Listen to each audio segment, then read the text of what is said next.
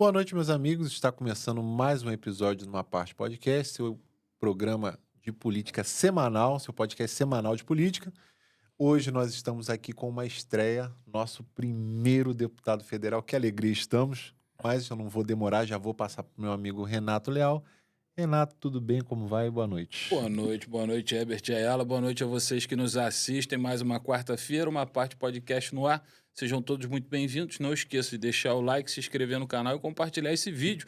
Hoje, como nosso amigo falou, 40º programa, uma visita ilustre em Iguaba Grande, aqui na região dos Lagos. Já fez agenda em Araruama, São Pedro, mas a gente já vai chegar aí. Antes da gente começar, vou agradecer aqui aos nossos parceiros Ótica Yara, Fratvet Veterinária, Marcelo do Delícias da Fê, MS Creative, Graphic Infinity, Nilo Barbershop, Autoescola Cláudia e, é claro, aos nossos patrocinadores. Pachá Media Studios, está aqui o contato do Daúde, entre em contato com o Daúde, chama ele no WhatsApp, marca uma visita, vem tirar teu podcast do papel, transformar ele em realidade.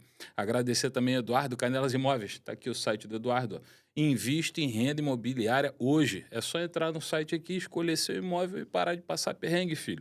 Agradecer também a melhor loja de autopeças de Iguaba Grande, Oliveira Autopeça. Consertamos GC. Olha que gracinha. Agradecer também, lógico, as maravilhosas pizzas da Dom Leal Pizzaria. Tem sempre uma Dom Leal perto de você. Antes da gente começar, quero deixar registrada a presença do nosso amigo Pedro Abreu. Muito obrigado, Pedro. Seja bem-vindo. Você vai voltar até o final do ano, você vem aí. Boa noite, Daúde. Boa noite, Tarcísio. Boa noite, deputado. Bem-vindo a uma parte. Boa noite, Herbert. Boa noite, Renato. Prazer enorme estar aqui uma parte podcast. E fiquei sabendo agora que é o programa de número 40, né? É, isso aí. Então, ninguém melhor do que um representante do partido 40, PSB, para estar aqui conversando com vocês hoje. Tá vendo? Maravilha. Deputado, antes de mais nada, a gente sabe que o senhor está em agenda pela região dos Lagos. A gente agradece pela disposição do senhor poder estar conosco. Lógico que tem muitos programas, muitos lugares querendo chamar para ter um dedo de prosa com o senhor, e o senhor nos deu essa oportunidade. Já agradecer, como meu amigo Renato já fez. E antes de mais nada, o senhor é bastante conhecido, não só pela política, fora dela também, mas eu queria que o senhor rapidamente vendesse seu peixe, se apresentasse para o pessoal que está assistindo. Quem é Eduardo Bandeira de Mello? Olha, Eduardo Bandeira de Mello é conhecido mais por ter sido presidente do Flamengo, né, por 6 anos.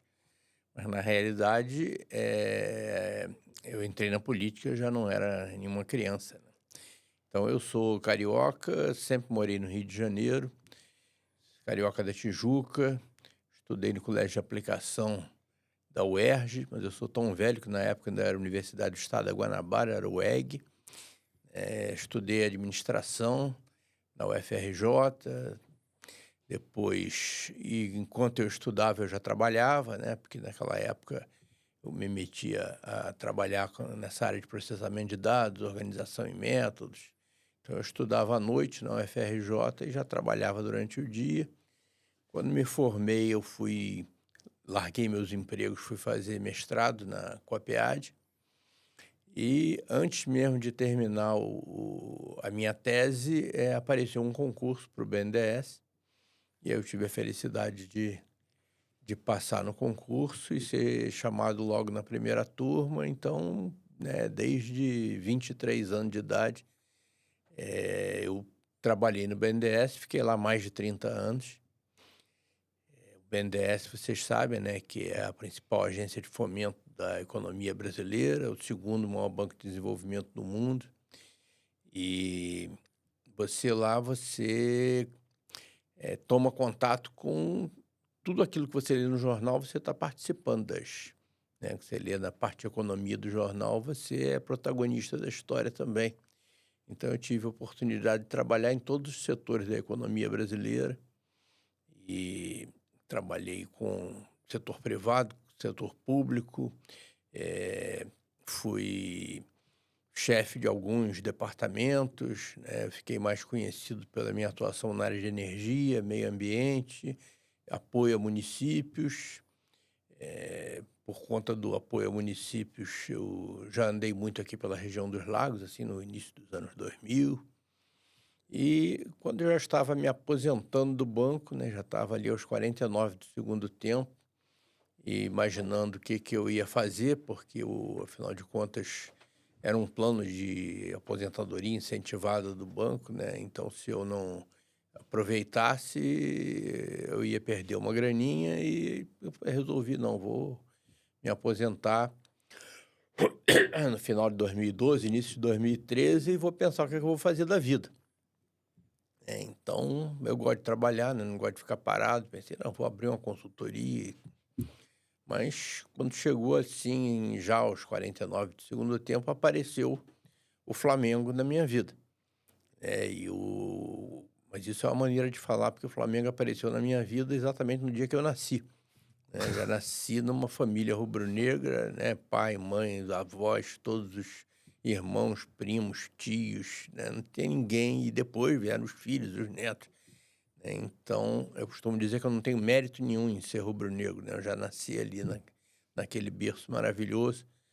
Mas eu, por ser um torcedor apaixonado desde sempre, ainda morando na Tijuca, perto do Maracanã, ia a todos os jogos, ia aos jogos fora do Maracanã também, via as categorias de base. Sempre fui um torcedor apaixonado e, por conta disso, assim que eu comecei a ganhar um dinheirinho, eu comprei um título de sócio proprietário do Flamengo. Isso já tem mais de 40 anos atrás. E comprei porque eu era torcedor. Porque eu morava longe da sede do clube, na Gávea. Não frequentava. Mas eu achava que eu tinha obrigação de ser sócio, de participar. Mas também não participava da vida política do clube, né? Era conselheiro, porque todo sócio proprietário do Flamengo, se quiser, basta optar para ser membro do Conselho Deliberativo. E nunca imaginei que um dia eu ia ser presidente do clube do meu coração. Mas acontece que naquele ano de 2012, que eu estava lá nos últimos momentos ali da minha atividade no BNDES, aí ia haver uma eleição em dezembro. E eu escolhi uma chapa para apoiar, porque eu conhecia algumas pessoas que estavam na chapa. E era uma chapa que se propunha a fazer alguma coisa diferente, né? Que o Flamengo vivia uma crise de credibilidade muito grande, uma crise financeira muito grande. E eu entendi que o melhor caminho era aquela chapa. Só que as pessoas que eram os cabeças da chapa, elas não começaram a ser questionadas porque você, para ser candidato a presidente do Flamengo, você precisa ter 5 anos de vida associativa ininterrupta. E eles não tinham. Um porque tinha deixado de pagar, porque ficou zangado uma vez e tal, e o outro porque era sócio honorário, não era sócio proprietário, né? E sócio honorário não tem direitos políticos no clube. E aí ficou naquela situação, né? Nós vamos ser impugnados, não vamos e tal, mas vamos pensar em ter um plano B. Para se a chapa for impugnada, a gente teríamos um plano B. E aí começaram a olhar entre eles lá, ninguém era sócio, ninguém tinha 5 anos. Temos que arrumar um sócio, alguém que tenha mais de 5 anos. Aí um amigo meu do BNDES também, bem mais jovem e tal, que estava lá ajudando, falou, eu conheço alguém. Tem um amigo meu do BNDES, né, que é executivo do BNDES por muito tempo, tem mais de 30 anos do banco, é próximo de se aposentar, e ele não tem 5, não, ele tem mais de 30 anos de vida associativa ininterrupta no Flamengo. É Flamengo doente, torcedor de arquibancada, comprou título para todos os filhos, né? E aí quem sou eu e tal, né? Tinha, né, algumas pessoas que me conheciam do banco, inclusive, embora não fossem muito próximos. E aí resolveram me perguntar. E aí um dia foram lá no BNDES, né? E perguntaram, vem cá, está acontecendo isso? Se acontecer mesmo a impugnação, você topa ser o plano B? Aí eu falei, topo, mas sem muita expectativa de que a coisa iria acontecer. Eu falei, topo, porque, né, se eu queria ajudar e a partir desse determinado momento eu ia ficar, vamos dizer, livre no mercado, né? E então eu topei e fiquei aguardando os acontecimentos, até que um dia teve a reunião do Conselho de Administração que efetivamente impugnou a chapa e no dia seguinte a minha vida tinha virado de cabeça para baixo, né? E eu passei a ser candidato a presidente do Flamengo com um mês para chegar à eleição. E eu nunca tinha sido dirigente de clube, né? Nunca tinha sido... era simplesmente um torcedor que era sócio. Mas de uma hora para outra eu virei candidato e no momento seguinte eu virei presidente. Então, em novembro de 2012 eu era um torcedor de arquibancada e em janeiro de 2013 eu já estava sentado na cadeira de presidente do Flamengo. E efetivamente foi uma experiência riquíssima, né? Quem é Flamengo de coração deve imaginar, né? Agora, para muita gente, eu já cansei ao longo do tempo, tudo que eu, como torcedor, acompanhava, os noticiários e tudo. Eu sempre vi assim, as pessoas dizendo, não, eu sou um homem realizado porque eu consegui ser presidente do Flamengo. Eu sempre achei isso um absurdo. Falei, como é que você vai ser realizado por uma coisa que você não sabe se você é bom, se você é ruim? Então, gente, eu nunca vou ser um homem realizado por ser presidente do Flamengo. Né? Eu um dia posso ser um homem realizado se a avaliação do tempo que eu fiquei como presidente do Flamengo for positiva, mas ainda assim, com certeza vai ter sempre muita coisa para fazer. Então, eu sempre tive essa coisa na cabeça, né? De que o importante não é a realização pessoal, não é a vaidade pessoal, muito menos o interesse econômico que a gente sabe que existe, né? Não só no Flamengo, em vários outros clubes. O importante é, dado que você chegou lá de uma maneira inesperada, você tentar fazer o melhor que você pode para o clube que é o objeto da sua paixão. E, efetivamente, eu sentei naquela cadeira num momento em que o Flamengo vivia uma crise sem precedentes, né? O Flamengo tinha uma dívida que não sabia nem a dimensão dela, porque a contabilidade era uma bagunça tão grande que você não sabia quanto o Flamengo devia. Nós tivemos que contratar uma empresa de auditoria no primeiro dia do mandato para fazer essa avaliação. O Flamengo era um clube que devia 3, 4 meses de salário para os atletas, para os funcionários, ou seja, uma vergonha. O Flamengo tinha boa parte da sua receita penhorada por conta de dívidas com a Fazenda Nacional, dívidas essas que eram provenientes de apropriação indébita, ou seja, roubo. Né? O que é apropriação indébita? Né? Você recolhe o imposto de renda dos seus funcionários, dos seus atletas, e não repassa para a Fazenda. Você recolhe a contribuição previdenciária e não repassa para a Previdência. Isso era a maneira como que o Flamengo se financiava. Né? Não só o Flamengo, boa parte dos clubes brasileiros, alguns até hoje. Mas isso daí era uma vergonha porque, afinal de contas, isso aí você estava vendo o clube do seu coração cometer um crime. E, além disso, o Flamengo tinha mais de 600 ações na Justiça do Trabalho em que ele figurava como réu, tinha uma dívida trabalhista que era incalculável, tinha uma dívida bancária enorme também, né?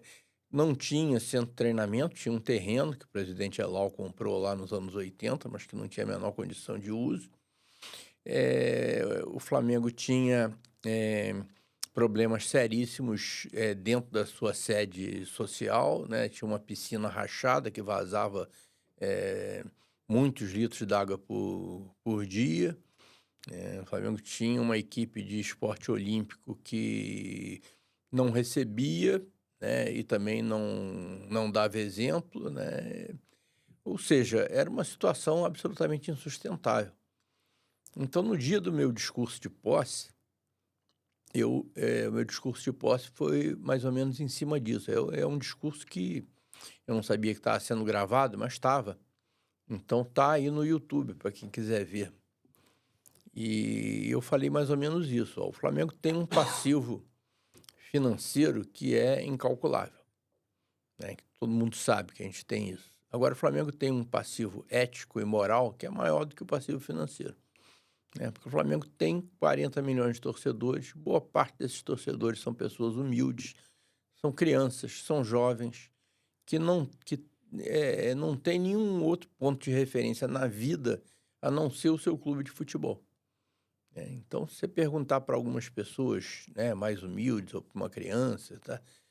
O que é arcabouço fiscal? O que vai resolver a reforma tributária? Faz ideia. Não tem a menor ideia.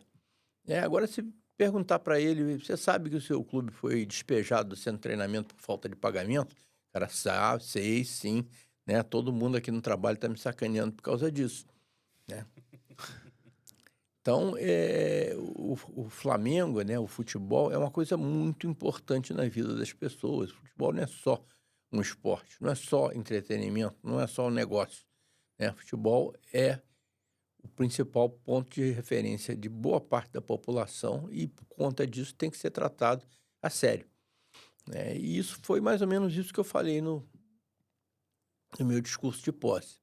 E falei, para resgatar esse passivo ético e moral, nós vamos ter que sofrer. Nós vamos sofrer muito.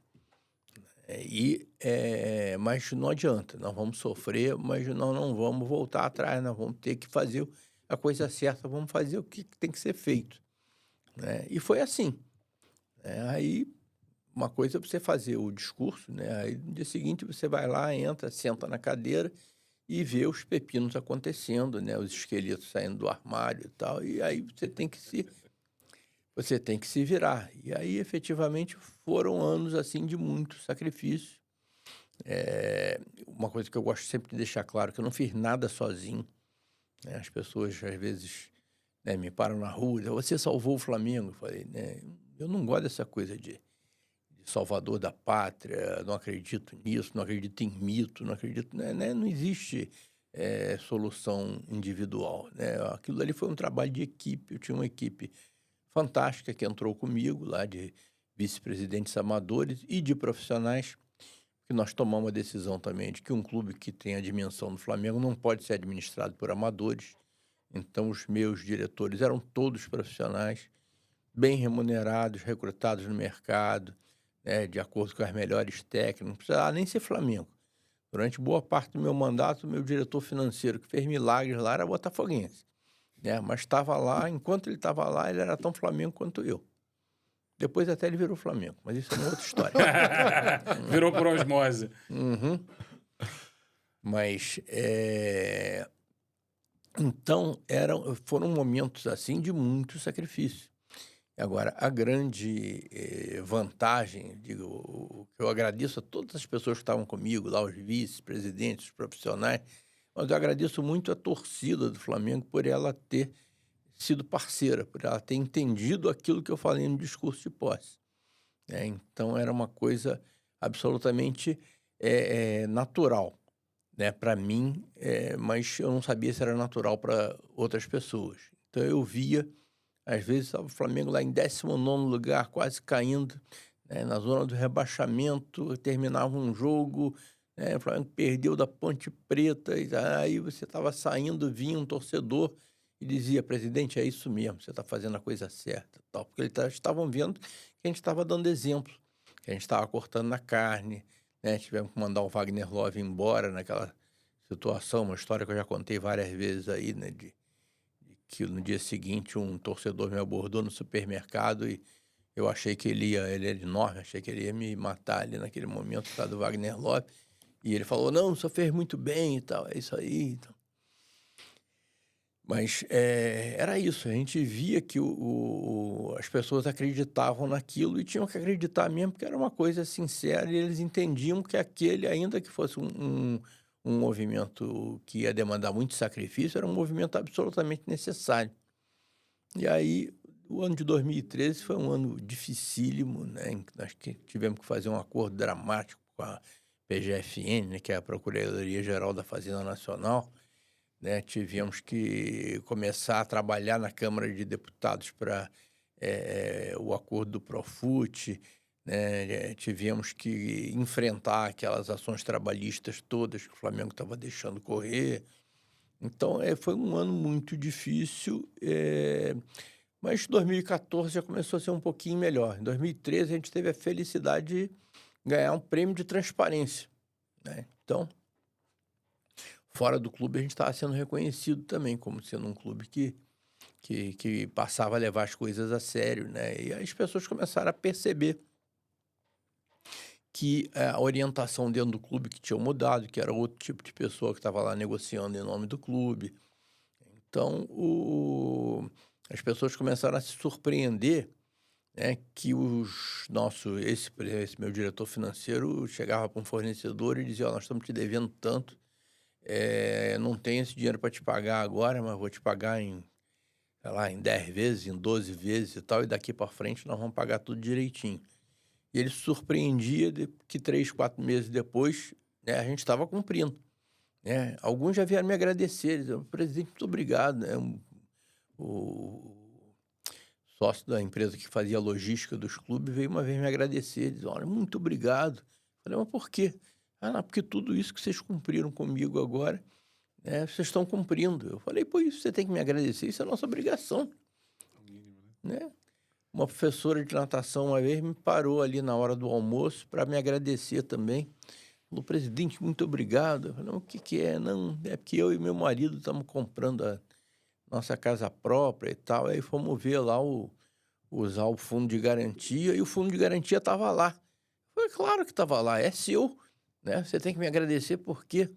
Né? Mas isso era coisa que não existia no Flamengo, né? E aí as pessoas, os nossos interlocutores passaram a perceber que isso era uma situação nova e as pessoas podiam confiar, né? E isso fez com que a credibilidade do clube aumentasse, né? E que nossa situação fosse melhorando devagarinho. Então, 2014 já foi um ano um pouquinho melhor do que 2013.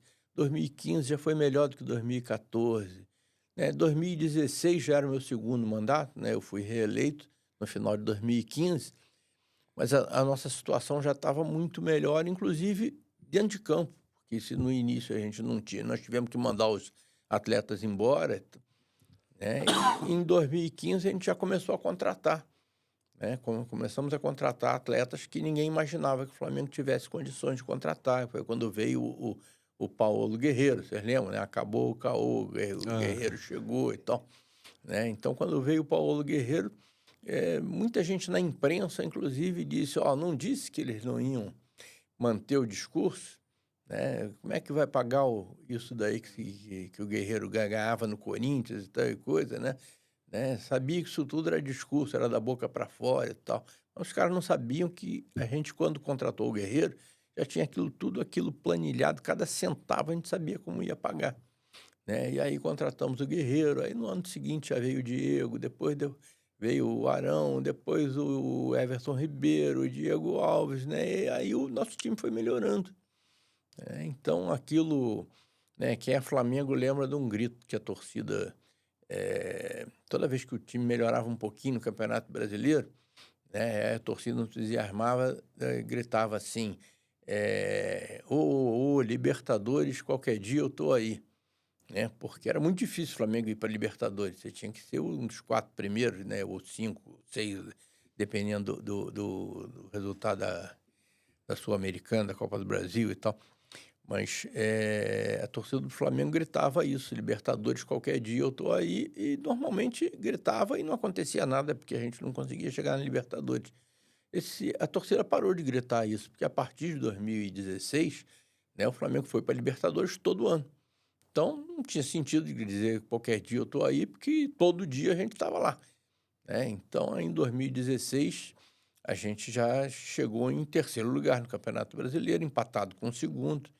Em 2017, caímos um pouco, porque teve o problema daquela armação que fizeram contra o Paulo Guerreiro lá na seleção peruana, teve uma contusão séria do Diego também, mas assim mesmo conseguimos ir para a Libertadores na fase de grupos.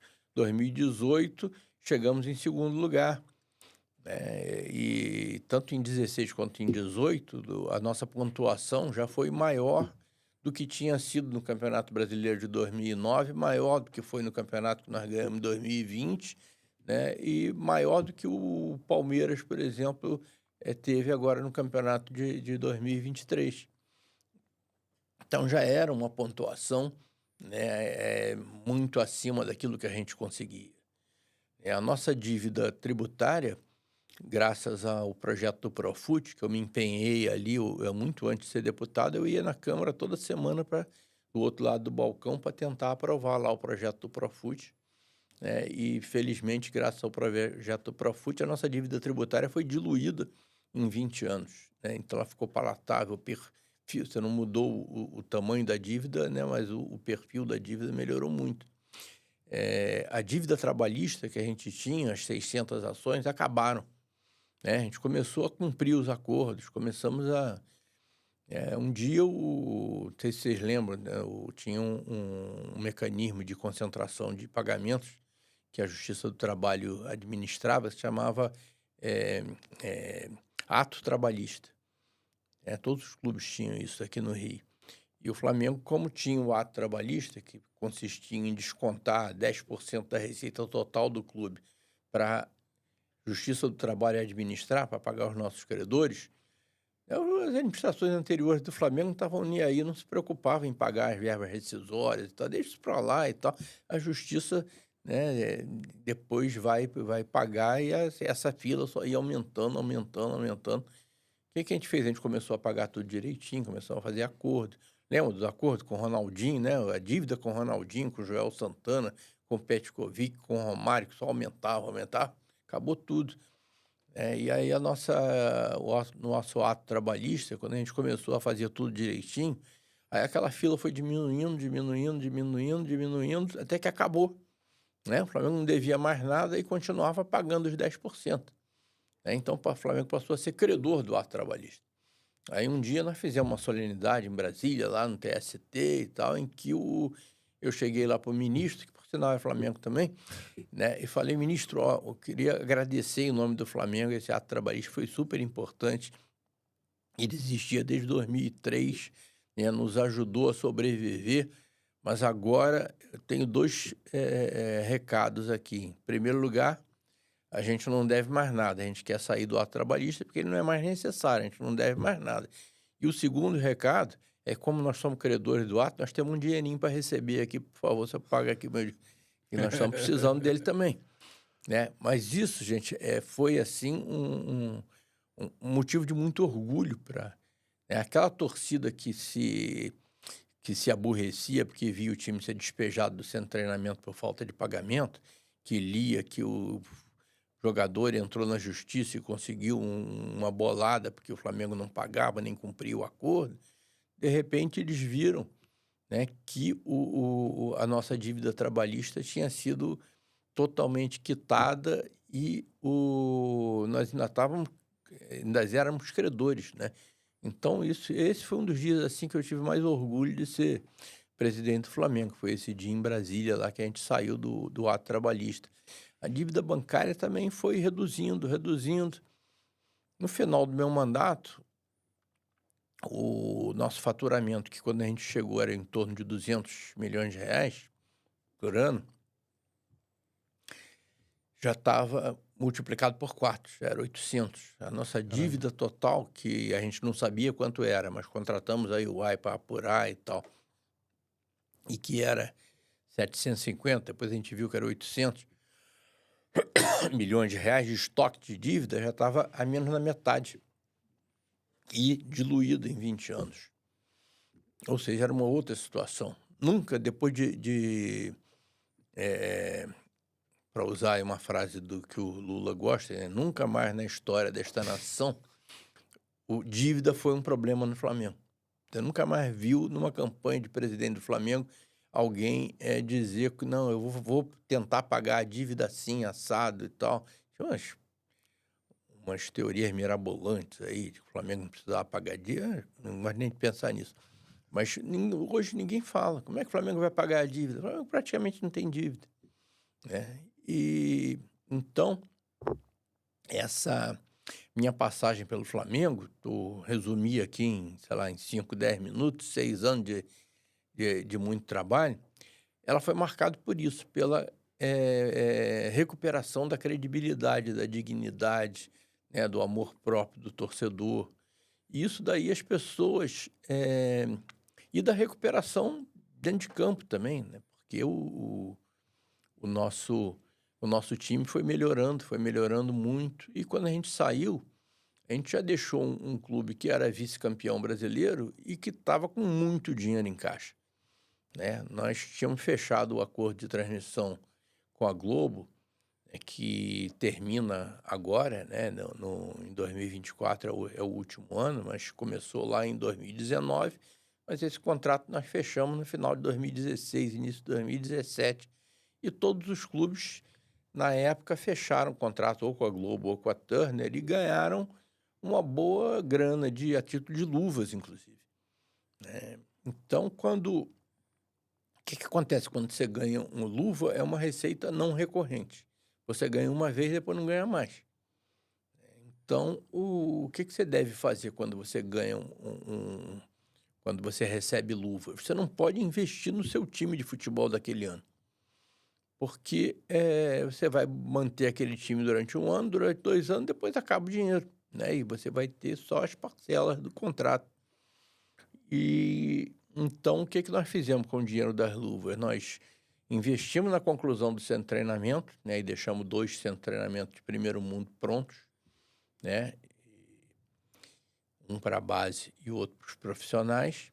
Nós investimos continuando a pagar as nossas dívidas e nós deixamos boa parte da parcela de luvas para a administração seguinte, que a gente não sabia nem quem seria quando a gente assinou o contrato.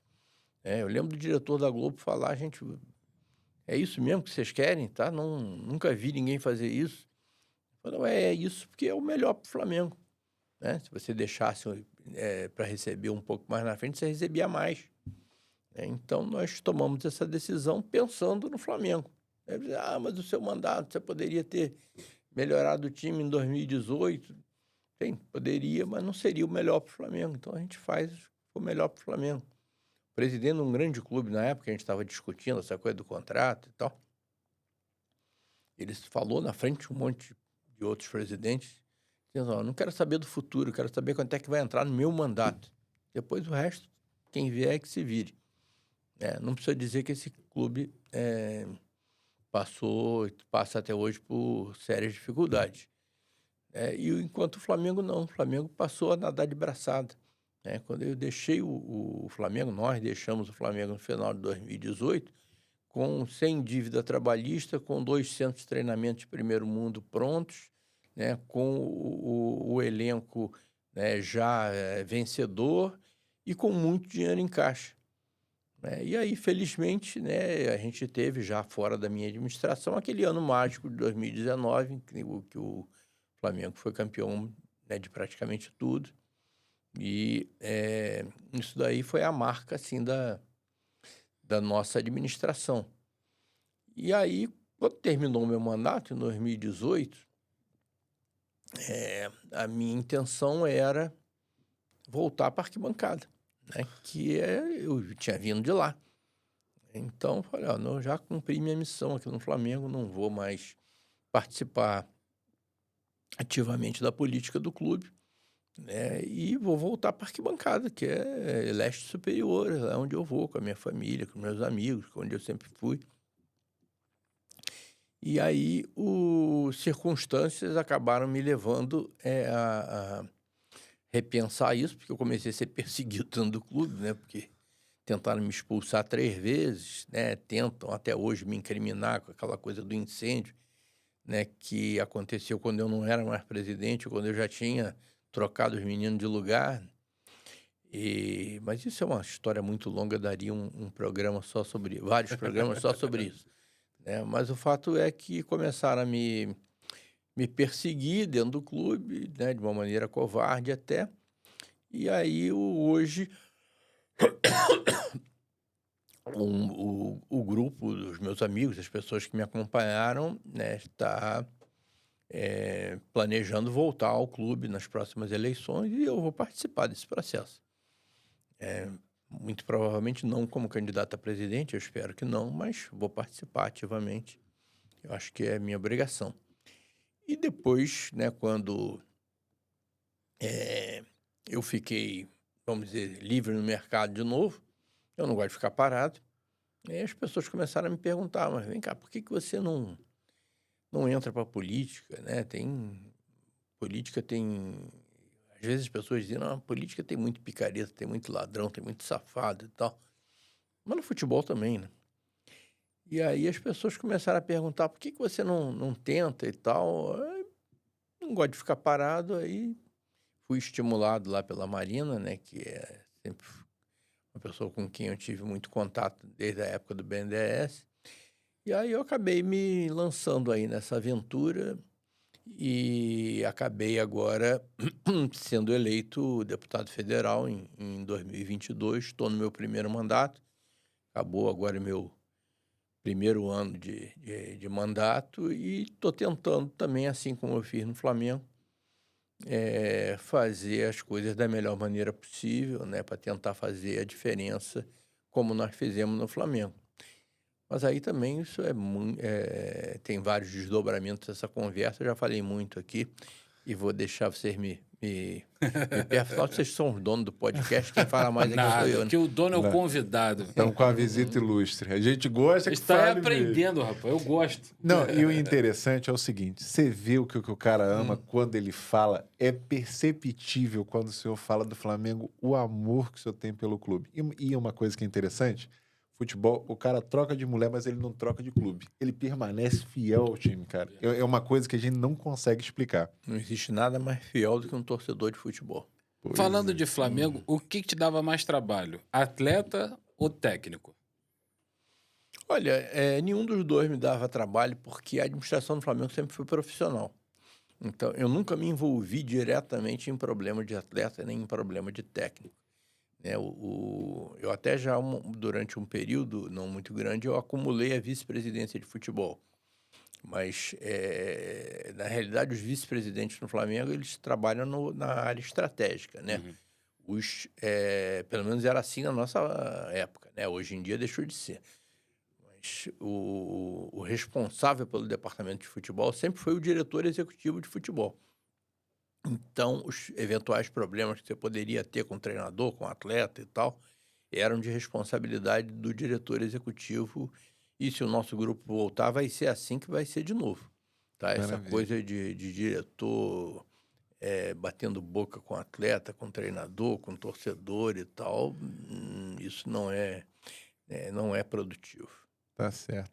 O senhor passou pelo BNDES, passou pelo Flamengo, está hoje deputado federal, é um cara que realmente está ali pronto para receber qualquer desafio, pelo que foi narrado aqui pelo senhor.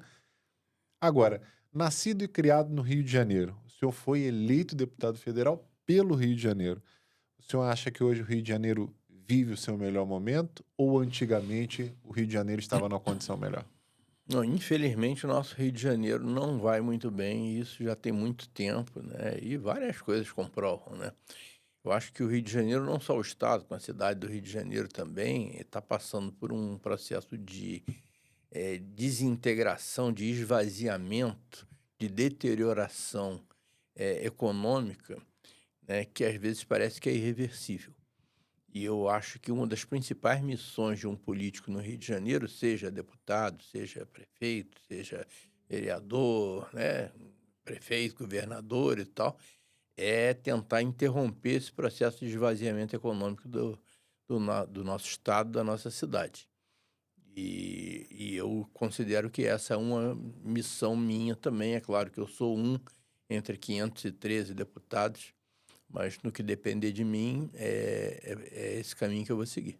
Perfeito. Nós tivemos ali, acredito que tenha sido nosso primeiro encontro ali em Araruama, na inauguração da Orla Oscar Niemeyer. Sim. Tivemos ali com o Chiquinho, tivemos ali com o Thiago Moura, entre tantos outros que também já passaram ali pelo programa. Eu queria que o senhor falasse, o senhor também esteve na visita, esteve na oportunidade, o senhor falasse a sua relação com os municípios da região dos Lagos. O senhor tem bons contatos aqui, visita os municípios, conversa bastante entre eles. Qual a sua relação com eles?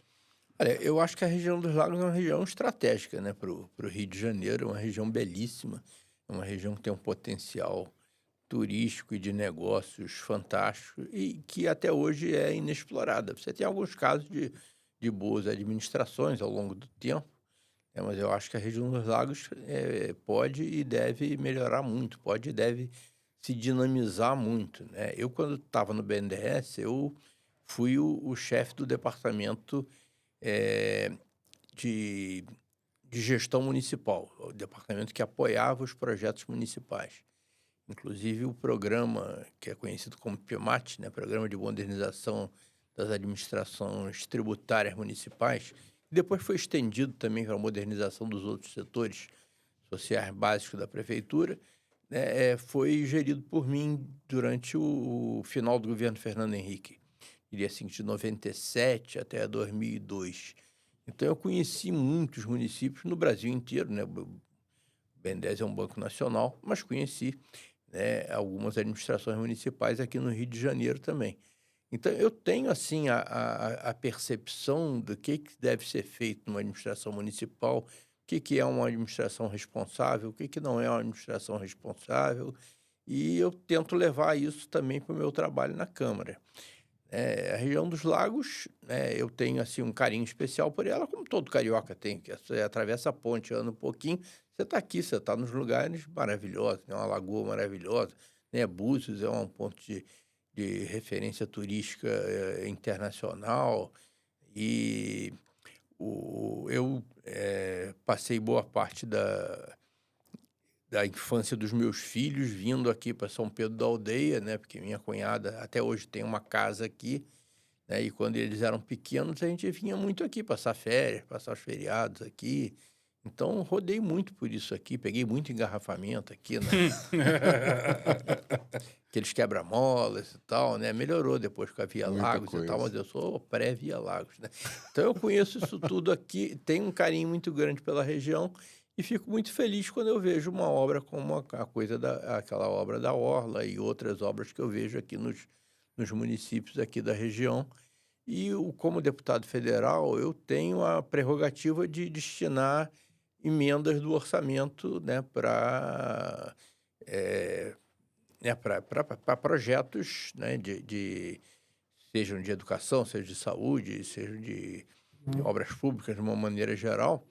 E é claro que eu prefiro destinar as minhas emendas para municípios em que eu vejo onde vai haver um retorno econômico e social daquele dinheiro que foi empregado. Afinal de contas, né, eu passei mais de 30 anos no BNDES fazendo isso, né, ajudando a aportar recursos e depois avaliando se o recurso foi bem aplicado ou não. Então, isso tudo eu levo em consideração e é claro que eu tenho muito interesse em conhecer o que está sendo feito aqui na região dos lagos, conversar com os prefeitos, conversar com as lideranças locais, com vocês. E, no momento, eu estou aqui numa missão, né, curta, mas qualquer dia eu estou voltando também, né, para conversar aqui com lideranças locais e tomar conhecimento de iniciativas que estão sendo levadas a cabo. E com a gente também. Espero que o senhor possa retornar a esse programa. Com O certeza. senhor falou a questão dos investimentos dentro dos municípios. O senhor defende uma pauta, né, que vai falar sobre os investimentos no município. Quando é destinada uma emenda, é como se fosse um feedback daquela emenda, o quanto aquilo retornou. Eu queria que o senhor falasse qual a importância dessa pauta que o senhor defende. Olha, eu acho que é super importante. Isso é um pouco reflexo do meu trabalho no BNDES, né? Porque no BNDES você gere recursos públicos, né? E você tem a obrigação de ver o retorno deles, né? Não só o retorno financeiro, né? Você empresta e tem que receber de volta para poder emprestar mais, mas também o que aquilo gerou em termos de benefícios econômicos e sociais, né? E eu percebi que não existe uma metodologia para avaliação do retorno econômico e social dos recursos das emendas. Então, agora, nesse primeiro ano que eu tenho a possibilidade de destinar emendas, eu vou destinar uma emenda que a gente está chamando de emenda das emendas. Ou seja, nós vamos colocar recursos numa instituição de pesquisa para ela desenvolver uma metodologia que amanhã vai poder ser usada não só para você já prever, né, que tipo de investimento tem maior retorno, como depois que o investimento foi feito, você saber se efetivamente o retorno aconteceu ou não. Enquanto essa metodologia não fica pronta, pelo menos a questão da execução física e financeira dos recursos aplicados, isso daí eu sei que normalmente ninguém faz, mas a minha trajetória no BNDES praticamente me obriga a isso, né? Não tem como colocar dinheiro público num município, num projeto, sem saber que ele efetivamente foi aplicado, não só a execução física, como a execução financeira. Então, o pessoal do meu gabinete fica enchendo o saco aí da galera aí dos municípios para fazer essa apuração e depois tornar tudo transparente. E depois, né, você vê, né, que até bem pouco tempo atrás se falava no orçamento secreto e tal. Né? Hoje você tem vários tipos de emenda, tem RP2, RP8, RP9 e tal, mas se você der transparência e o contribuinte souber exatamente quanto entrou ali, para quê e se aquilo retornou, pelo menos o retorno financeiro, né, o recurso foi efetivamente aplicado e a parte financeira também foi aplicada, isso daí acho que já é um avanço, né? E aí eu diria que essa aplicação, né, jamais poderá ser classificada como secreta, né? É uma boa prestação de contas, né? A questão de transparência até com a população. Ainda falando sobre BNDES, você foi um dos responsáveis pela formulação, captação e gestão do Fundo da Amazônia e também chefe do meio ambiente. Queria que o senhor falasse um pouco da experiência que o senhor teve à frente dessa chefia e como funciona esse fundo. Na realidade, quer dizer, eu fui chefe do Departamento de Meio Ambiente do banco depois que eu passei por essa experiência dos municípios, né? Então, mais ou menos ali entre 2005 e 2009, eu chefiei o Departamento de Meio Ambiente do banco e entre as missões do Departamento de Meio Ambiente do banco estava essa de participar de todas essas questões ligadas à mudança do clima, participar das COPs, né? E fazer com que os projetos dentro do BNDES, né, levassem em consideração essa variável ambiental e de mudança do clima. Então, o Fundo Amazônia ele surgiu a partir do momento em que a diplomacia brasileira e a equipe brasileira que participava desse processo de negociação do clima, na época ainda era protocolo de Quioto, né, era o mecanismo de desenvolvimento limpo, foi antes do Acordo de Paris. Então, o que o Brasil passou a postular nos fóruns internacionais foi que o desmatamento evitado, né, pudesse gerar crédito de carbono. Porque até então ninguém considerava isso. E no Brasil, o principal foco de emissões de gases de efeito estufa é o desmatamento. Então, estava se fazendo na época, né, e a ministra Marina era a ministra do Meio Ambiente na ocasião, estava se fazendo um esforço muito grande para reduzir o desmatamento na Amazônia. Esse desmatamento estava acontecendo e isso não gerava crédito de carbono. E aí a equipe brasileira, né, na Conferência de Nairobi, em 2006, ela colocou, né, essa proposta, né? Mas foi colocada a proposta. Em 2007, houve a Conferência de Bali, né? E eu estava lá, na Conferência de Bali, e inspirado na proposta lá de Nairobi, o governo da Noruega anunciou numa sessão de negociação, né, que eles tinham um valor expressivo para apoiar projetos de redução de desmatamento em países tropicais, né, equatoriais. E foi uma coisa assim interessante, porque sessão de negociação numa COP, né, um dia vocês irão numa COP, então vocês vão ver que sessão de negociação é uma coisa muito chata, né? Ninguém vai. Né? É super importante, é necessário, mas quem tem que ir à sessão de negociação é a equipe do Itamaraty, eles ficam discutindo ali o local da vírgula, né? Você vai trocar uma palavra por outra e tal. E isso realmente, para quem está lá, é desnecessário, né? Então, a COP é um fórum de discussão assim super importante, relevante, em que você vai nos eventos paralelos e vê tudo que está acontecendo no mundo em relação àquele assunto das mudanças climáticas. Então, o que eu ia nas COPs, eu ia para os eventos paralelos e não aparecia nas sessões de negociação.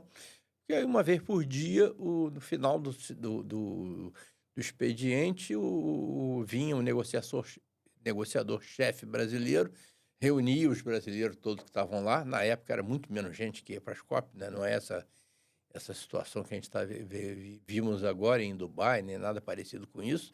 Ele reunia a equipe, todos os brasileiros que estavam lá e contavam, hoje aconteceu isso, né? E todo mundo já ficava... dava um resumão, né? Já dava um resumo. Enquanto isso, a gente estava aprendendo nos eventos paralelos. Mas numa dessas sessões de negociação, o representante da Noruega falou, nós temos essa grana. E aí estava lá o representante o diretor executivo do Greenpeace do Brasil, o Marcelo Furtado, e ele viu isso e aí saiu correndo, né? Saiu de lá e falou, vou procurar aí o pessoal do governo brasileiro, né? Aí me achou num corredor e aí tinha outros também. Aí, a partir daí, a gente começou a formular o Fundo Amazônia, porque o Fundo Amazônia surgiu da proposta do oferecimento da Noruega para colocar recursos a fundo perdido, né, para projetos de redução do desmatamento. E aí, então, o Ministério do Meio Ambiente, né, brasileiro, assim, de uma maneira super competente, formulou esse mecanismo, né, do Fundo Amazônia, que você tem lá o desempenho do país na redução de desmatamento. Isso daí gera um determinado possibilidade de doações, e firmamos o primeiro contrato de doação, foi com a Noruega, e os recursos da Noruega vieram para cá, para aquilo que a gente convencionou chamar do Fundo Amazônia, né? E aí o Fundo Amazônia é aplicado, tem uma governança especial, né? Ele é administrado pelo BNDES, né? Tem que ser, porque não existe nenhuma instituição melhor para fazer isso, né? Mas ele tem uma governança estratégica que é formada pelos estados da Amazônia, por representantes de órgãos governamentais e de entidades da sociedade civil também. Então, é uma coisa super bem amarrada, e isso foi em 2007, em Bali, né? O fundo já foi assinado, o contrato de doação foi assinado em 2008.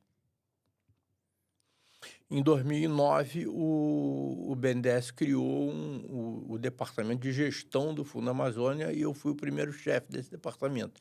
Mas não fiquei muito tempo lá, não, né? Até porque já estava tudo pronto para funcionar. Mas o fundo funcionou muito bem até, infelizmente, 2019, quando assumiu esse último presidente aí e resolveu que isso tudo era uma besteira, que o Fundo Amazônia eram ONGs querendo tomar... Vou nem repetir essa besteira, não é? Mas aí o Fundo Amazônia ficou 4 anos congelado, e é óbvio que aí ninguém mais quis doar para um governo que não levava aquele assunto a sério. Infelizmente, agora, né, em 2023, com o novo governo, esse assunto foi retomado, inclusive novas doações aconteceram. Houve até um evento paralelo muito interessante na conferência de Dubai agora, que 15 anos depois eu voltei a uma conferência das partes e achei muito interessante, e foi muito bom porque o Fundo Amazônia foi homenageado e reverenciado lá. E eu espero que daqui para frente não tenha nenhum soluço como nós tivemos entre 2019 e 2022. O senhor acha que a questão da defesa da Amazônia, como o senhor falou, a questão do crédito de carbono, hoje qual é o maior problema para a Amazônia? É a questão das ilegalidades, da extração de madeira, até mesmo das queimadas, ou é questão do agronegócio que cada vez mais precisa se expandir e precisa de mais espaço para criar esse gado? Não, são vários problemas. Eu não acho que agronegócio seja problema, não, tá? Porque eu acho que o agronegócio, quando é responsável, né, ele consegue operar muito bem. Eu acho até que é um orgulho brasileiro sem desmatar. Você não precisa desmatar. Você tem muita área de pastagem, muita área degradada que pode ser usada. Você não precisa desmatar a Amazônia para expandir e melhorar o agronegócio. O agronegócio está ficando cada vez mais eficiente, tá? Então, não vejo o agronegócio como problema. Agora, o desmatamento ilegal sempre foi um problema, né? E estava se tornando uma coisa incontrolável. Esse ano já melhorou muito, né? E toda essa questão também de garimpo, mineração ilegal, né? Crime organizado. A Amazônia hoje tem um monte de problemas, né? A quantidade de pistas de pouso clandestinas, né, que você tem na Amazônia, que eu lembro que na época da ministra Marina lá atrás e tal, eu lembro do número agora, mas eram que destruímos, sei lá, 80, 90 pistas. O número pode ser, não sei exatamente esse, mas agora já tinham 500, 600, e, né? Então, isso é uma questão que requer assim um monitoramento permanente, requer que se aplique recursos e que se chame a atenção dos brasileiros todos para isso, porque a Amazônia, se você se você desmatar a Amazônia, para de chover no Cerrado, para de chover no Sul. Então, o primeiro a sofrer vai ser o agronegócio, né? Você tem que manter a Amazônia, explorar de maneira sustentável a biodiversidade da Amazônia, que é riquíssima e é inexplorada, né? E ninguém conhece exatamente o que é. E manter a floresta para que o regime de chuvas não sofra nenhum tipo de alteração, porque se parar de chover, ferrou. O senhor acha que falta uma fiscalização maior ou talvez um movimento de coibição maior? Não, eu acho que agora o Ministério do Meio Ambiente voltou a ser bem administrado, então você tem lá o IBAMA funcionando, você tem o ICMBio funcionando, os estados amazônicos estão atentos para isso, a Polícia Federal está trabalhando muito bem nisso e eu acho que é claro que recursos vão sempre faltar. A gente vai ter sempre que estar colocando recursos, mas pelo menos agora, né, o assunto voltou a ser Tá prioritário. melhor encaminhado, né? Muito melhor. A gente só dá atenção ao meio ambiente quando a gente pega um calor de 50 graus aqui no Rio. Pois é, Aí faz lembra, falta né? as árvores. Aí faz falta.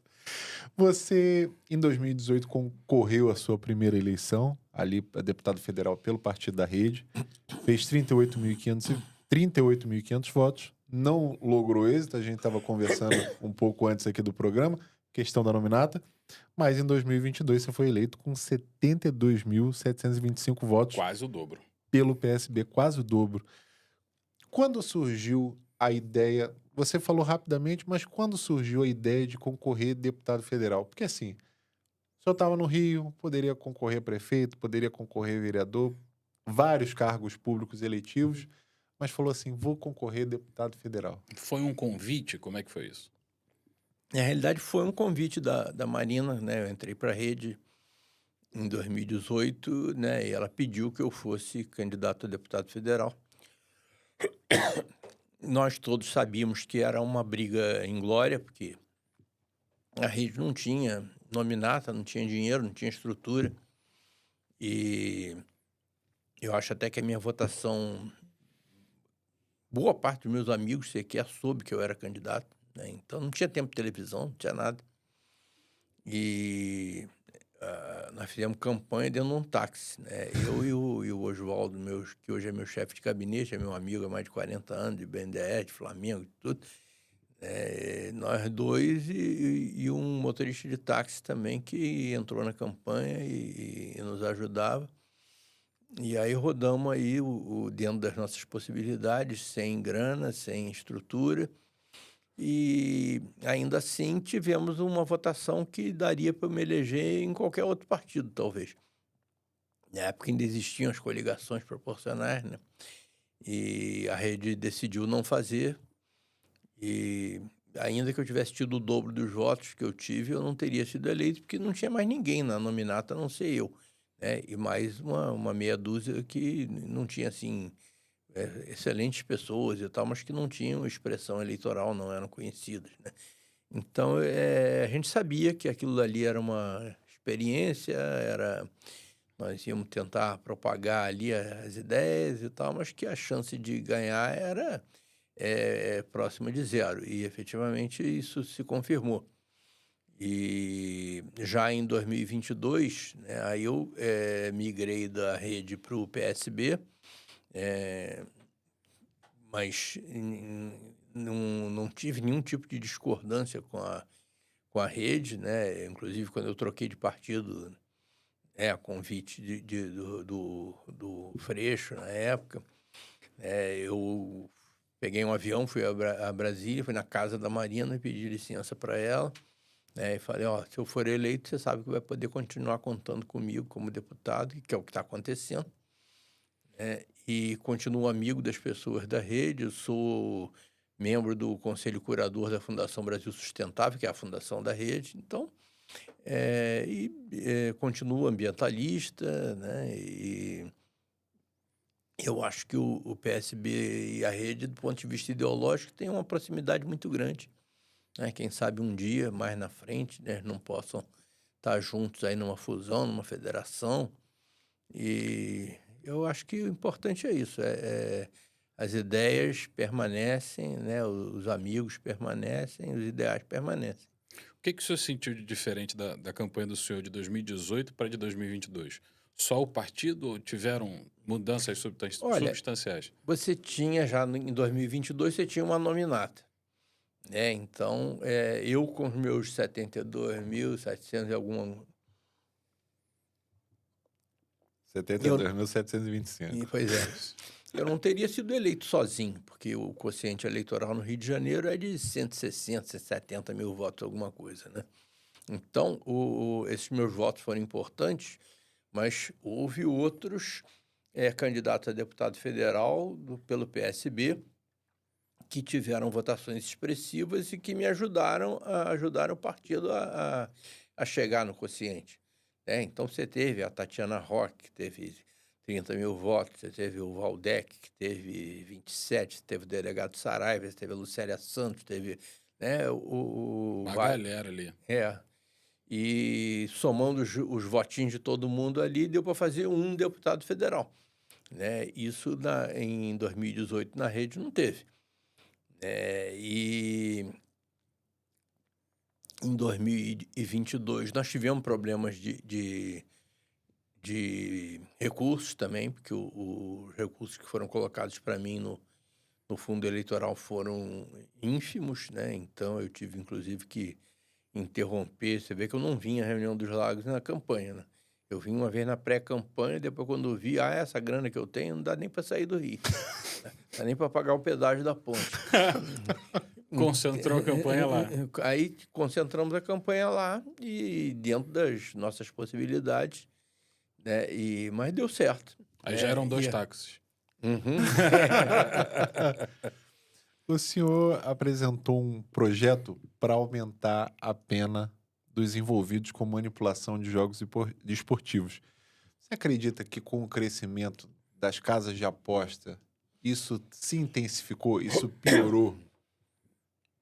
Olha, eu acho que esse problema independe da atuação das casas de apostas. Isso é um problema é pouca vergonha mesmo, né? Onde tem jogo, você tem tentativa de manipulação. Não é só no futebol. Esse projeto que eu apresentei foi muito mais no sentido de chamar a atenção. Mas se você aumentar Isso foi apresentado, acho que se não me engano, no primeiro dia do meu mandato, quando ainda não tinha tido CPI, ainda não tinha nada disso daí. Então, eu acho que você precisa fazer um monitoramento permanente dessa questão das apostas para identificar, tentar identificar focos de manipulação e aí fazer efetivamente a punição com rigor. Isso não é um problema só brasileiro, isso acontece no mundo inteiro. E no caso do Brasil, eu acho que isso tudo pode ser tratado no âmbito de um processo amplo que é extremamente necessário de modernização da governança do futebol brasileiro. Lembra de tudo aquilo que eu falei do meu discurso de posse, que o futebol, né, no caso do Flamengo, né, agora o futebol. O futebol é ele não é só um esporte, não é só entretenimento, ele tem que ser política pública, ele tem que estar ligado à educação, e ele, por ser a paixão do futebol brasileiro, ele tem que ser levado a sério.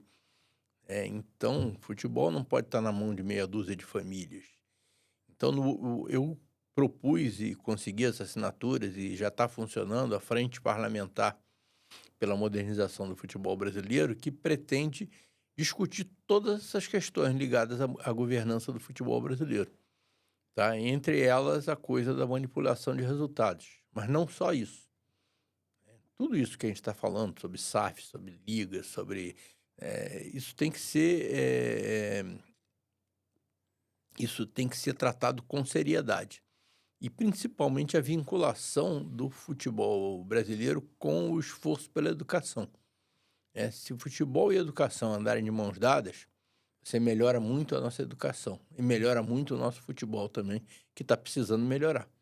Você está vendo que o futebol brasileiro já não é mais aquela coisa, o país do futebol e tal e coisa, né? Mas desde 2002 que a gente não ganha uma Copa do Mundo, né? No torneio Sub-20 aí nós perdemos para Israel na semifinal, né? Nada contra Israel, mas não dá para o Brasil perder para Israel numa semifinal, né? Estamos vendo aqui o Uruguai está fazendo aqui com um país desse tamanho, que é do tamanho da região dos lagos, né? E tem proporcionalmente formado muito mais craques do que o Brasil. O que Portugal está fazendo com a formação de treinadores, com a formação de atletas. Nós temos que aprender muito e tudo isso começa por levar o futebol a sério. Você acha que é porque a gente se acomodou com, é o país do futebol, todo mundo sabe jogar bola, tá bom, vamos investir não? Eu acho que tem muito disso. Tem muito disso, né?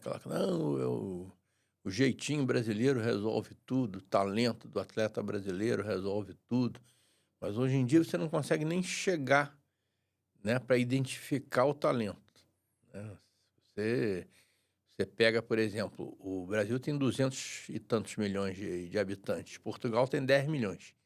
Você vê a quantidade de jogadores portugueses, né, que está jogando na Premier League, na Champions League, proporcionalmente ao tamanho da população deles, a gente é infinitamente maior do que a gente tem no Brasil. Né? Isso é por quê? Porque português sabe jogar bola melhor do que brasileiro? Não. É porque português está levando futebol muito mais a sério do que a gente. Né? Porque está formando treinadores, formando de maneira profissional, de maneira correta. Semana passada, eu fui a Portugal para tentar começar a conversar sobre essas coisas. Aí conversei com muita gente. Acho que nós temos muita coisa para aprender com Portugal, com outros países também. Agora a gente tem que ter humildade para começar. Né? E o fundamental é olhar isso sob o ponto de vista de políticas públicas, de responsabilidade social e associar a educação. A gente conversa muito, roda de amigo, principalmente questão de futebol, de divisão de base. Existe uma característica muito latente, tanto no Fluminense quanto no Flamengo, que os garotos começam a dar um espaço um pouco melhor. Pô, vamos vender esse garoto. Você não acha que, a nível Brasil, isso acontece muito e atrapalha a nossa formação de craques? Olha, eu acho que sim, mas essa coisa de vender o garoto é quase que uma necessidade. Né? Muitas vezes, em primeiro lugar, o clube tem... o caso do Fluminense, por exemplo, que tem uma situação financeira que é muito pior do que a do Flamengo, mas que tem um celeiro de craques lá em Xerém, né? Que é um resultado de uma política admirável, né? Que tem mais de 20 anos, que acho que todos os clubes precisariam imitar, que a gente tentou começar a trabalhar no Flamengo, mas isso é um investimento que tem uma maturação muito grande. Né? Mas o Fluminense tem essa vantagem, então ele forma muitos garotos, só que a situação financeira do clube é muito ruim, ainda é muito ruim. Então ele praticamente é obrigado a vender os seus talentos quando eles aparecem. E da mesma maneira, quer dizer, essa não é a única razão, mas o próprio marco regulatório do futebol, ele meio que obriga a isso. Porque quando o atleta surge, ele o primeiro contrato dele, ele faz por imposição internacional, inclusive, com prazo de 3 anos. Então, por exemplo, quando o Vinícius Júnior começou a aparecer no Flamengo, e ele fez 16 anos e pôde assinar o seu primeiro contrato profissional, o contrato dele só tinha 3 anos, só ia até 18 anos. E todo mundo sabia que ele era um cracaço de bola, que ele estava sendo monitorado por clubes europeus desde que ele tinha 12. Então a gente sabia que a gente ia perder o Vinícius Júnior quando ele fizesse 18 anos. Acabamos fazendo a maior venda da história do Flamengo, né? A multa rescisória dele era de 30 milhões e por conta do Real Madrid e do Barcelona estarem brigando entre si, a gente conseguiu vender por 45 milhões de euros. Foi quase um leilão. Foi um leilão. Mas foi muita competência do nosso diretor executivo na época, né? O jogador é fantástico, né? E os empresários dele foram muito corretos também, né? Você vê que o Vinícius hoje é um exemplo internacional e tal, é um garoto que eu vi ele pequenininho ali correndo atrás de bola e tal, e hoje ele é uma pessoa que dá orgulho a todo brasileiro, né? Pela postura dele, inclusive, nessa coisa de combate ao racismo e tal. Mas eu acho que hoje é praticamente impossível de um clube brasileiro segurar o jogador por muito tempo, né? O Santos não segurou o Neymar, né? Do Flamengo, o Paquetá foi embora, o Vinícius foi embora, os jogadores do Fluminense também estão indo. E agora, o que eu me pergunto é se o futebol fosse melhor administrado aqui dentro, será que a gente não teria formado, em vez de sei lá, 3, 4 Vinícius, 3, 4 Paquetás, 3, 4 Luiz Henrique, John Kennedy, né, e Neymares e outros por aí, Vitor Roque, né? A gente poderia ter formado muito mais. Se houvesse um investimento maior, né? E se a gente estivesse trabalhando isso de maneira profissional, correta, e associando a educação, inclusive, a gente tem um déficit educacional enorme. Você não pode usar o futebol para melhorar a nossa educação, mas isso a gente vai chegar lá. A longo prazo a gente muda isso. O senhor, eu pesquisei, eu vi que o senhor recebeu um convite para estar ali junto da seleção brasileira, mas o senhor acabou não indo, dado o momento que o Flamengo estava passando. A gente falava aqui, nessa pergunta anterior, sobre a geração de craques, a formação de craques, como eles chegam até outros países, até outros lugares, são vendidos bem cedo, bem novos. O que o senhor acha? O Brasil, ele forma tanto craque, ele exporta tanto jogador bom, mas ele não consegue um elenco muito interessante para a seleção. O que o senhor acha que acontece? Eu acho que falta massificar mesmo. A gente poderia formar muito mais atletas, né? E aí, daí você conseguir isso vai se refletir, é claro, que na seleção. Você poderia estar exportando muito mais atletas.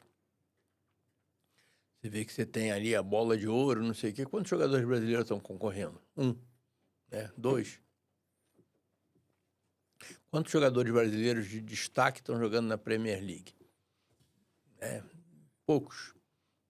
Se você olhar a proporção com portugueses, apesar de Portugal ser desse tamanho, do Brasil ser desse tamanhão aqui, eu acho que falta um tratamento profissional dessa questão. E com relação a quando eu estive lá na seleção brasileira, eu era presidente do Flamengo, eu recebi um convite, né, que eu entendi assim como uma gentileza, né, que era para eu ser o chefe da delegação da seleção brasileira na Copa América. E como eu sempre tive discordâncias em relação à CBF, ao modelo de governança do futebol brasileiro, em um primeiro momento eu entendi que se eu recusasse seria uma descortesia. Afinal de contas, eles mesmo sabendo que eu era um crítico, né, tinham me convidado. Então eu cogitei de aceitar, mas como o Flamengo estava vivendo um momento difícil, eu acabei conversando na época lá na CBF e falei, vamos trocar isso eu não vou ser chefe da delegação não, mas eu participo dos primeiros jogos, eu vou lá assistir e participo da delegação. E, efetivamente, o que aconteceu foi isso, né? O Brasil tinha 3 jogos na fase eliminatória da Copa América e eu combinei que eu iria participar da delegação nesses 3 primeiros jogos.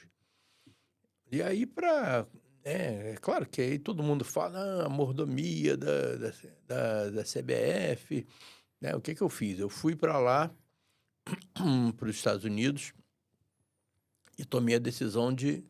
eu participo da comissão técnica, então eu vou ficar o tempo todo no hotel da delegação, né? Eu tomei café da manhã, almocei e jantei com a seleção todos os dias, né? Não fui passear, né? Porque ali você tem um monte de presidente de federação, aqueles cartola todos que estavam lá, não ficavam nem no mesmo hotel, iam para lá e tal. No dia do jogo eles iam lá, levavam filho, neto e tal e coisa, e durante o resto do tempo estavam passeando, né? Eu não fiz nenhum passeio, não fiz nada, fiz lá, participei da vida lá da delegação brasileira, né? 100% do tempo. E ao final dos 3 jogos, o que estava combinado é que eu viria embora e a seleção continuaria. Só que como a seleção foi desclassificada, né, na fase eliminatória, então eles voltaram junto comigo. É complicado. Eu queria perguntar aqui para o senhor, deputado. Mas foi roubado aquele jogo. Pequeno adendo. Diga-se, o gol do Peru, né, foi impedimento, né, mas não tinha VAR. Não tinha VAR.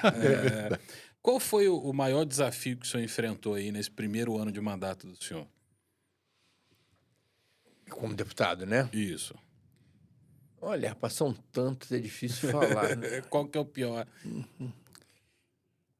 Eu acho que essa coisa da polarização é uma coisa que faz com que a eficiência do trabalho na Câmara seja muito prejudicada, né? Eu vejo muita gente ali dentro que está mais preocupado em levantar uma bandeira. em aparecer para o seu eleitorado, para ser uma coisa assim, para mostrar que, não, eu sou extremista, né? Eu vou fazer isso, faço aquilo e tal, e as coisas acho que poderiam estar funcionando de maneira mais eficiente lá. Tá? Claro que eu sou, apesar de velho, eu sou calouro lá, né? Então eu sou inexperiente, né? Pode ser que essa visão eu mude mais para frente, mas eu acho que as coisas lá podiam funcionar assim com mais celeridade. Não, até assuntos que às vezes a gente vê que já existe posição firmada de um lado ou de outro, né? Mas fica aquele rame-rame, né? Muito burocrático, né? Queria destacar aqui, cadê, ó, joga pra cá. Já chegou nossa pizza da Dom Leal. Essa Motoboy coisa hoje estava cheirosa. voando. Eu já vou me encaminhando para o final, porque o deputado tem uma vasta agenda. Eu quero respeitar o horário, quero respeitá-lo também. Afinal, as outras pessoas também precisam ter esse prazer de estar com ele. Pedir para Renato já se posicionar. Antes de chegar ao final, eu queria perguntar para o senhor. Esse ano a gente vai ter eleição em todo o território nacional, para vereador, para prefeito. O senhor está na agenda da região dos Lagos. Tem algum pré-candidato a prefeito ou prefeito que o senhor tenha apreço, ou vereador, nessas visitas que você está fazendo? Alguém que o senhor se identifica? Nós estamos exatamente nessas visitas, estamos conversando com as pessoas para poder identificar. É claro que tem administrações, né, que a gente vê que estão funcionando bem, né, e temos parceiros, né. Por exemplo, em São Pedro da Aldeia, o Pedro Abreu é meu parceiro preferencial, que eu já conheço. Que moral, hein? Que eu já conheço há algum tempo, né? E assim como ele, tem outros assim que eu estou conhecendo, né? E eu acho que a gente tem que olhar a eleição de 2024 como uma etapa para a eleição de 2026, que vai ser uma eleição muito importante, né? Então, se você é contra extremismo de um determinado lado, né? E vocês sabem que eu sou, então eu prefiro me posicionar sempre numa administração que seja eficiente e que não corra o risco de nos levar a um golpe de Estado, sei lá, né? Vamos torcer para que esse tipo de coisa não aconteça mais. O time da galera que 24, que a gente vai ver disputando 24, vai fazer diferença para ter teu apoio? Se o cara for flamenguista, já ganha um ponto a mais ou não? Já tem a vantagem. O Pedro é Vasco, né? Então já tá explicado que não faz diferença. Deputado, pra gente encerrar a última pergunta, Messi ou Cristiano Ronaldo? Messi, sem dúvida. Agora o chat me mata. Ainda em tempo, deputado, o senhor passou pelo BNDES, passou pelo Flamengo, está deputado federal, é uma pessoa que teve destaque em várias situações, em várias esferas. É um exemplo de gestão. Um exemplo de gestão. Muitos aí estão assistindo o nosso podcast É Político. Eu queria que o senhor, se alguém sentasse com o senhor para tomar um cafezinho para conversar, pô, Eduardo, me dá uma ajuda, me dá uma dica, como eu posso entrar para a vida pública, que dica o senhor daria? Entrar para a vida pública é uma coisa que às vezes não depende de você, né? Você vê que eu entrei para a vida pública por acaso. Eu nunca fui síndico de edifício. Mas, no entanto, por uma circunstância, eu acabei presidente do Flamengo, isso me deu notoriedade, hoje eu sou deputado. Minha passagem pelo BNDES foi extremamente rica, me orgulho muito dela, de tudo que eu fiz lá e tal. Mas o técnico do BNDES, o funcionário, o executivo do BNDES, ele passa 30 anos e é totalmente incógnito. E então, no meu caso, entrar para a vida pública foi uma coisa que aconteceu, né? Mas eu acho que pelas pessoas que eu tenho conhecido, né, eu sinto assim que o caminho muitas vezes é pelos movimentos sociais, né, pelas organizações do terceiro setor, né? Você, de alguma maneira ou de outra, você tem que se tornar conhecido. E esse é um assunto que isso dá um livro, hein? Que você vê que muitas das pessoas que estão na política chegaram lá, no meu caso, né, através do conhecimento que o Flamengo me proporcionou, né? Agora, muita gente chega porque é filho de um político, né, ou porque teve um papel de destaque como secretário, né, de um município, de um estado, e aí ele se projeta. E se eu tivesse que dar uma dica, eu diria que é para fazer sempre a coisa certa. Então, fugir de tentações, né? E isso vale para o Flamengo, vale para a vida pública também. Colocar sempre o interesse público acima de qualquer coisa, de qualquer vaidade ou de interesse pessoal. Afinal de contas, né, tem muita coisa para ser feita ali, e se a gente se dispersar fazendo a coisa errada ou deixando alguém fazer a coisa errada, as coisas não vão andar. Mas quem sou eu também para ficar dando palpite, né? Para terminar, antes de entregar a caneca, Renato vai nos passar qualquer época, em qualquer momento. Melhor técnico que o Flamengo já teve e melhor jogador. Olha, se você me perguntasse isso, técnico, né? Jogador todo mundo sabe, né? Mas eu sempre disse que o melhor técnico do Flamengo tinha sido o Cláudio Coutinho, né? Que foi o técnico que moldou aquele timaço lá de 1981. Tanto o campeão de 81 nem foi ele, né? Porque ele já tinha saído, foi o Carpegiani. Mas ele já era treinador do Flamengo desde 1976 e ele foi um treinador que revolucionou o futebol brasileiro na época, né? Ele foi quem introduziu métodos científicos no futebol. Então, morreu muito jovem, né? Mas é um treinador que está na história do Flamengo e do futebol brasileiro. E agora, em 2019, apareceu o Jesus, né? Então, Jesus tudo pode, né? Então... O que o Jorge Jesus fez no Flamengo em 2019 foi uma verdadeira revolução. E na forma do Flamengo jogar, que todo mundo está tentando imitar até hoje, né? E eu acho que efetivamente a passagem dele pelo Flamengo foi fantástica, então eu fico até em dúvida entre votar no Cláudio Coutinho ou no Jorge Jesus. Poderia marcar um duplo. Agora, atleta, claro que foi o Zico, gente. Isso aí, o Zico foi um mau jogador. Se você tirar Pelé, assim, que foi um gênio, assim, que o próprio Zico reconhece isso, o Zico, para mim, vem logo depois. Não tem Maradona, não tem Messi, não tem Neymar, não tem Cristiano Ronaldo, não tem ninguém. O Zico foi muito melhor do que eles todos. Achava que era o Romário. Brincadeira, deputado. Vou passar aqui. Não, tremendo jogador.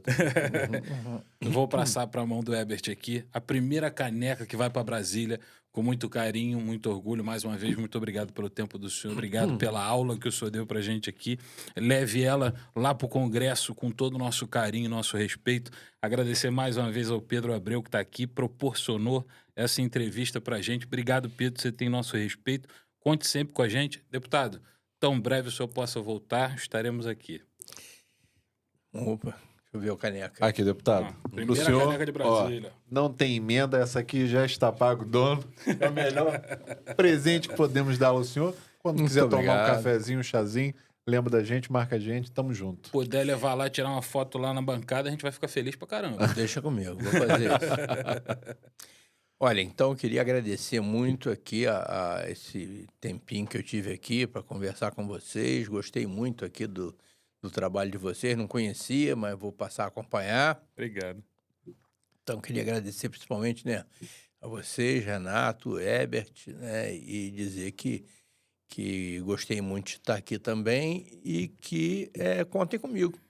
Eu vou estar sempre por aqui na região dos Lagos, quem sabe qualquer dia desse eu volto aqui e a gente conversa mais um pouquinho. Vai ser um prazer, com certeza. E o senhor também tem uns amigos interessantes, Freixo, Marina, pode fazer Aí, o convite que a gente recebe. Deixa eu só deixar registrado aqui, mandar um beijo pro Michael Douglas, mandar um beijo pro nosso secretário de Fazenda, Georgino, e pro pessoal da torcida Sempre Flamengo e o Marcelo Coronel. Marcelo não é isso? Coronel, da torcida do Sempre Flamengo de Iguaba. Isso aí. Eu na pré-campanha, antes de acabar o dinheiro lá da campanha de 2022, eu tive num evento que ele promoveu lá em Iguaba e queria mandar um abraço para ele também, para os rubro-negros todos daqui de Iguaba e da região dos Lagos. Aí, ó. Maravilha. Antes da gente terminar de eu me despedir, muito obrigado pela sua visualização. Não esqueça o like, se inscreva no canal, compartilhe esse vídeo.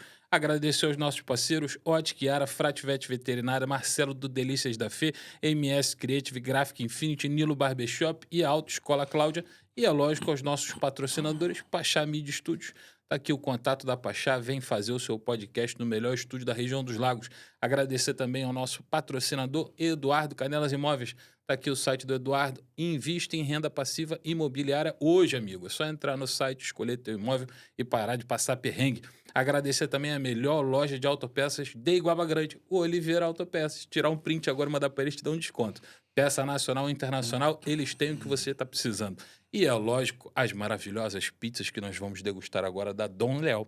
Dá para pedir pizza no conforto do teu sofá pelo site da Dom Léo. Semana que vem a gente volta. Muito obrigado, Daúde. Obrigado, Tarcísio. Mais uma vez, muito obrigado, Pedro Abreu. Ao nosso amigo aqui, que eu esqueci o nome, me perdoe.